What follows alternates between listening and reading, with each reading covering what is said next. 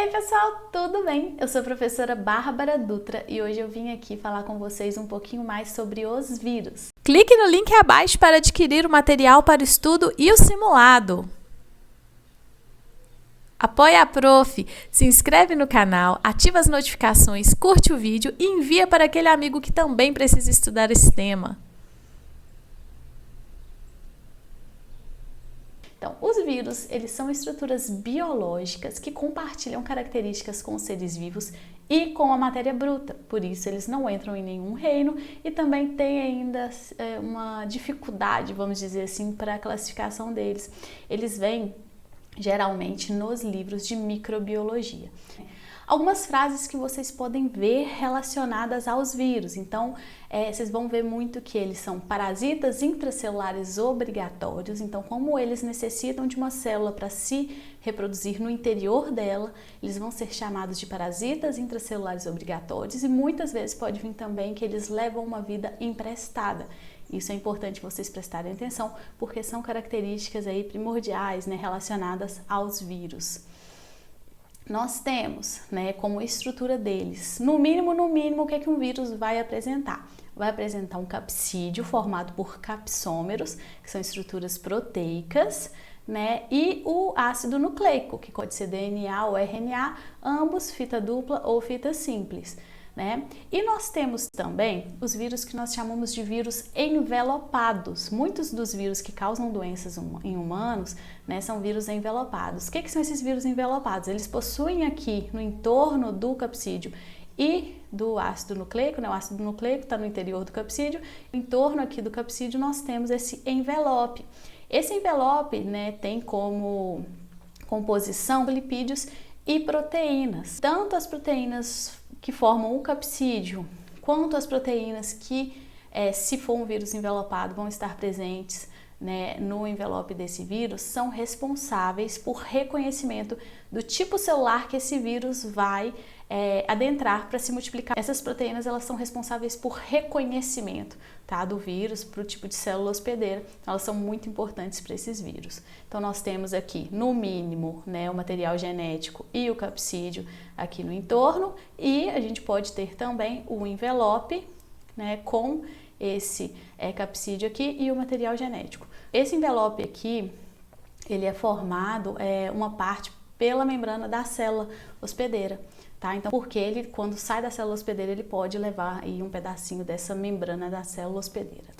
Trouxe aqui para vocês a estrutura de alguns tipos diferentes de vírus, só para vocês verem como que nós temos uma morfologia variada. Então, nós temos diferentes tipos de vírus, né, aí, existentes. Então, olha aqui, nós temos o primeiro vírus que foi descoberto, que é o vírus do mosaico do tabaco, sabe? O tabaco é aquela folhinha utilizada para poder fazer fumo, para utilizar em cigarro, né? Então, o primeiro vírus descoberto foi o vírus causador dessa doença, e aí nós temos um capsídeo aqui que é como se fosse uma molinha ali, enroladinha, e o RNA do vírus vem enrolado nessa molinha, né? Então, o capsídeo ali vai formar ali um bastãozinho e esse RNA vem encaixadinho nesse bastãozinho. Nós temos aqui também, né, a estrutura, o desenho da estrutura de um adenovírus. Então, ele vai apresentar aqui esse capsídeo icosaédrico, né? Nós temos aqui as espículas em cada vértice, né, para reconhecimento dos tipos celulares. E nós temos aqui também, no interior desse capsídeo, uma molécula de DNA. Nós temos aqui o vírus influenza. Olha só, observe aqui que o vírus influenza, ele tem o envelope aqui no entorno, né? Temos várias moléculas de RNA envoltas por capsídeos diferentes, essas moléculas, e em volta dessas moléculas nós temos o envelope com as glicoproteínas aqui que vão ser responsáveis por identificação. Só a título de curiosidade, lembra lá que a gente fala vírus H1N1, né? Esse H e esses números são referentes aos tipos diferentes de proteínas. Então, o H se refere à hemaglutinina e o N à neuraminidase.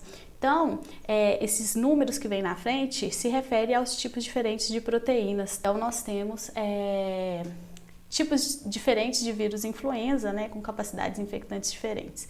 Então, nós temos aqui o envelope, as proteínas, aqui os RNAs, né, divididos em partes, e os capsídeos aqui no entorno desse RNA. E por último, nós temos o vírus que nós vamos continuar falando agora nessa aula, que são os bacteriófagos, que são os vírus que têm capacidade de infectar bactérias. São os que mais vêm nos livros de biologia, né? Então, muitas vezes, quando você pega um livro de biologia, você vai ver esse bacteriófago, que alguns alunos falam que tem forma de foguetinho, outros falam que tem forma de seringa. Ele funciona mais ou menos como uma seringa mesmo, né? Então, nós temos aqui a cabeça desse bacteriófago, aqui o DNA, aqui nós temos a cauda e as fibras da cauda, né? Tudo aqui, essa parte da cauda aqui, que vai auxiliar no vírus injetar o material genético dele dentro aí da célula bacteriana. Aqui tem até uma foto minha, ó, não tá dando pra ver direitinho não, mas eu tenho um bacteriófago aqui na mão, tá vendo? Eu fiz uma viagem, né, e nessa viagem nós tivemos direito a visitar o Museu da Fiocruz, Museu da Vida. É um museu muito interessante, foi final de 2022, né, em dezembro, no início de dezembro. Nós fizemos essa visita então no Museu da Vida e lá tinha vários vírus assim para você poder pegar, tirar foto e tudo mais. Aí eu tirei aqui com bacteriófago, tá vendo aqui a região da cabeça, cauda, né, as fibras da cauda. É muito bonitinho esse vírus.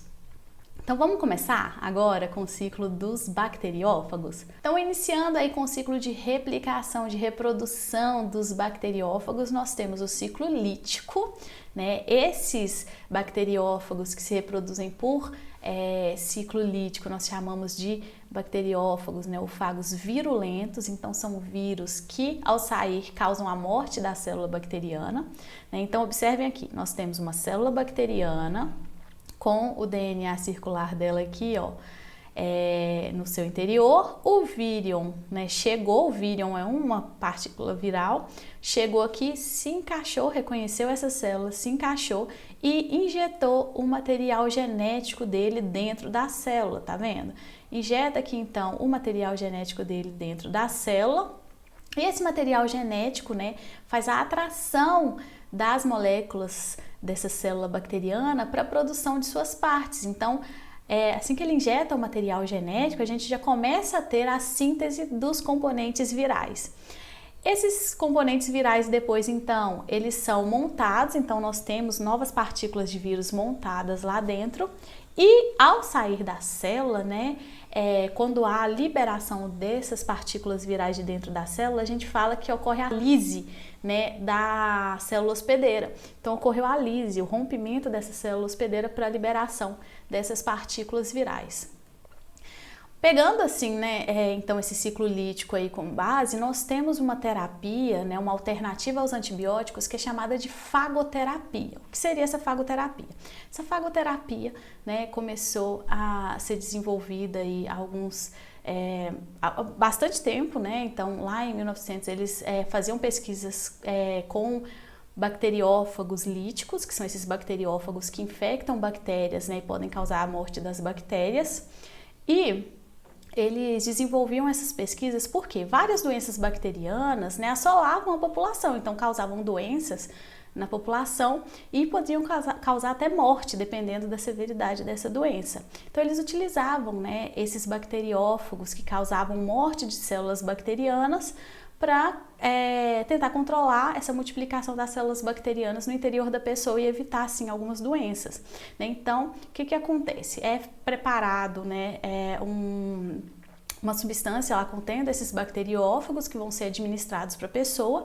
Esses bacteriófagos, quando entram no interior do corpo da pessoa, começam a infectar as células bacterianas, né? Geralmente isso precisa de um estudo muito bem feito, porque ele precisa infectar as células bacterianas que estão causando mal para a pessoa, né? E não células bacterianas que fazem bem.